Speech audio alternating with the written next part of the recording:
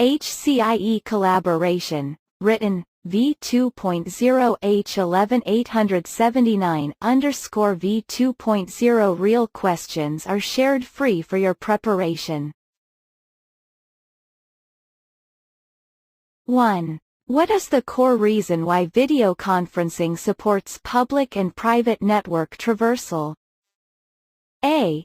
There is a firewall or NAT, so public and private network traversal must be supported.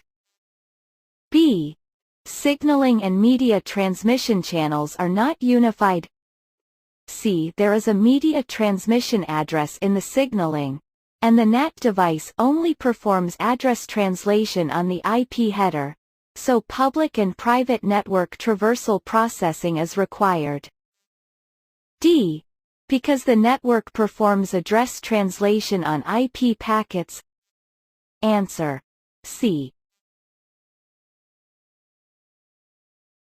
2. In video conferencing, which anti-packet loss method will not increase network bandwidth?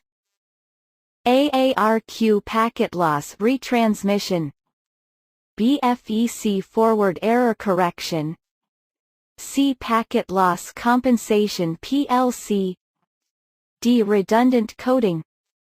Answer: C. 3. Which of the following descriptions about HD terminals is correct? A. HD video terminals cannot communicate with SD video terminals.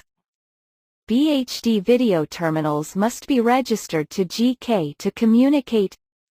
C. The high-definition video terminal supports remote control of the camera. D. The password for the HD video terminal web page cannot be empty. Answer: C.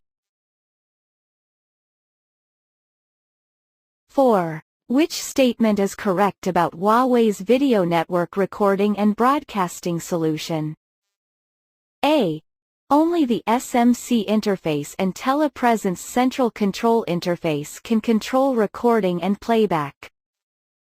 B. The terminal recording and broadcasting request will be sent to the MCU, and then the MCU will perform unified recording and broadcasting operations. C. When the meeting ends, the recording server will return the recording address to SMC, and SMC will notify the user via email to watch on demand. D. Support point-to-point recording and local recording. Answer: C. 5. Which of the following is the core reason why a video conferencing system requires a public-private network traversal function? A. The IP header of the private network device needs to be address translated. B. The signaling and media transmission channels are not unified. C. There is a media transmission address in the signaling, but the NAT device only performs address translation on the IP header. D. Because the network performs address translation on IP packets. Answer: C. 6. Among the following application modes, video conferencing has the highest interactivity requirements. A. Peer-to-peer mode. B. Small capacity multi-point conference. C. Large capacity multi-point conference. D. Cascading conference. Answer: A.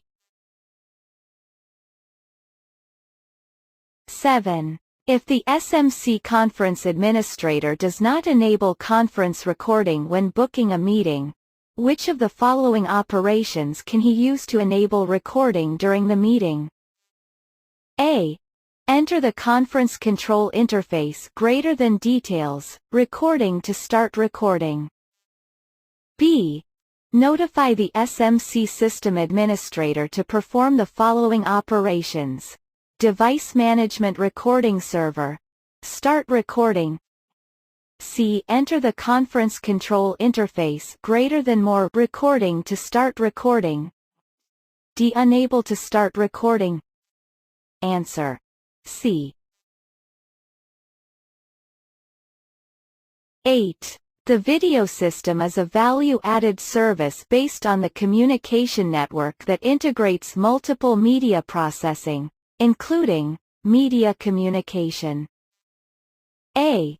Message communication. B. Audio communication. C. Video communication. D. Data communications. Answer. B, C, D. 9.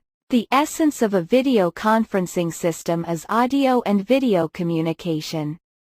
Currently, there are many free audio and video communication software on the Internet, and video conferencing systems are relatively expensive.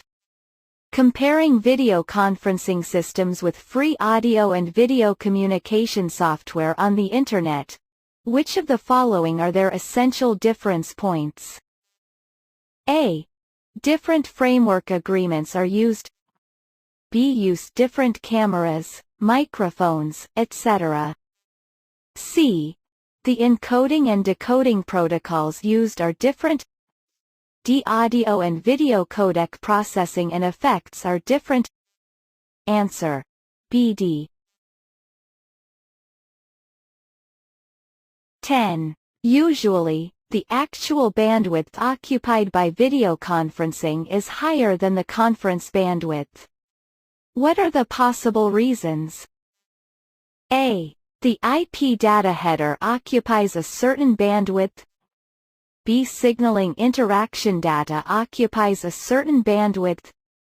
C. UDP data header occupies a certain bandwidth. D. Packet loss and retransmission occupy a certain bandwidth. Answer.